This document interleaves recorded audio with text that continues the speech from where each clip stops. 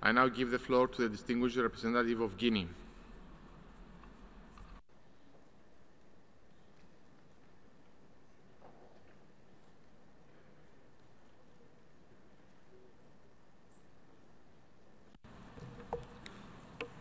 Monsieur le Président, ma déclaration portera sur le point 128A de l'ordre du jour relatif à la coopération entre l'Organisation des Nations Unies et l'Union africaine.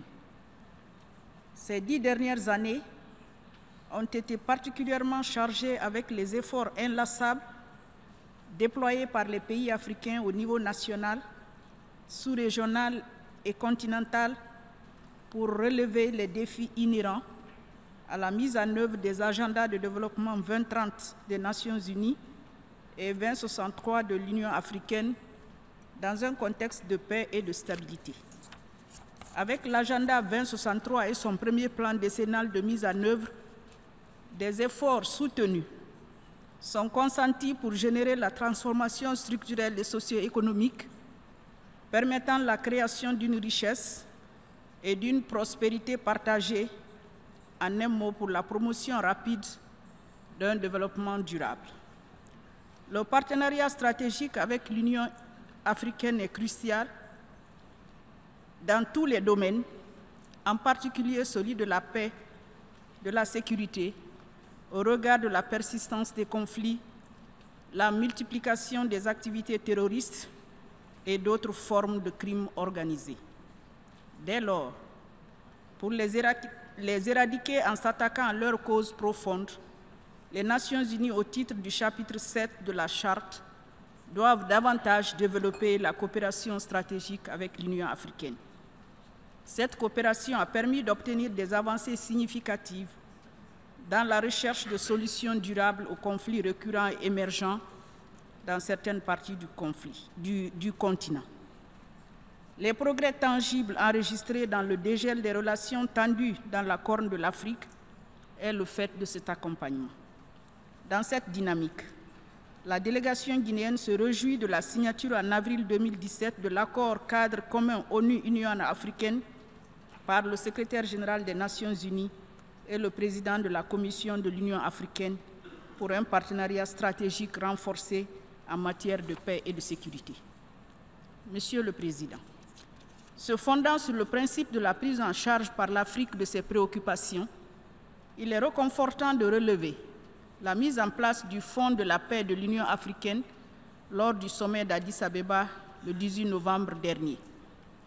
Les progrès significatifs relevés par l'équipe spéciale conjointe ONU-Union africaine réalisée dans le cadre du partenariat lors de la deuxième conférence annuelle tenue à Addis Abeba le 9 juillet 2018 incite à l'optimisme quant à l'avenir de la coopération entre l'Afrique et l'organisation universelle.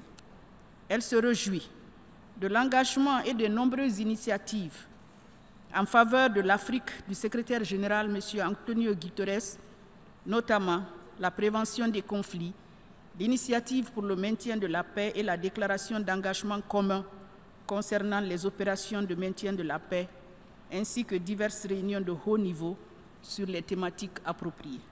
Cependant, eu égard à l'ampleur et à la complexité des défis, il est souhaitable que l'action de l'ONU puisse se poursuivre dans les principaux axes ci-dessous.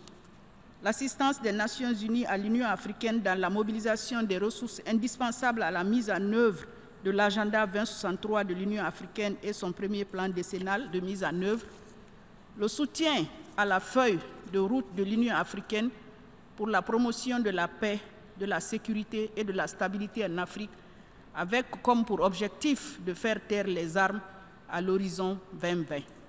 Cet objectif concernera non seulement la prévention des conflits, la consolidation de la paix, le développement post-conflit, mais aussi la bonne gouvernance, l'état de droit, la démocratie.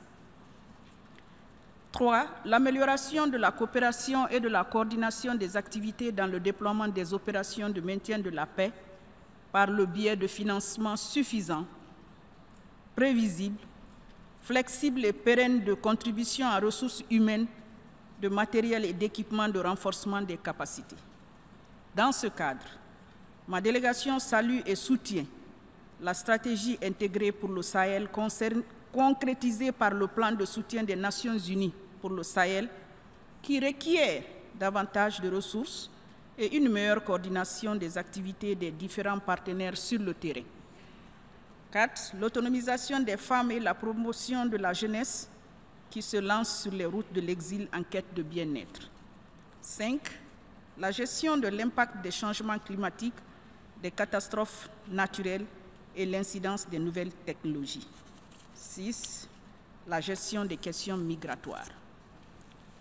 Pour conclure, Monsieur le Président, l'impérieuse nécessité de l'articulation du programme de développement durable des Nations Unies à l'horizon 2030 sur l'agenda et l'agenda de l'Union africaine et la prise en compte des recommandations de la 3e conférence d'Addis Abeba sur les financements du développement et la mobilisation de la communauté internationale en faveur du développement de l'Afrique demeurent tributaires de l'objectif visé par la Charte, à savoir l'édification de sociétés justes, équitables, intégrées et pacifiques. Je vous remercie de votre aimable attention. I thank the permanent representative of Guinea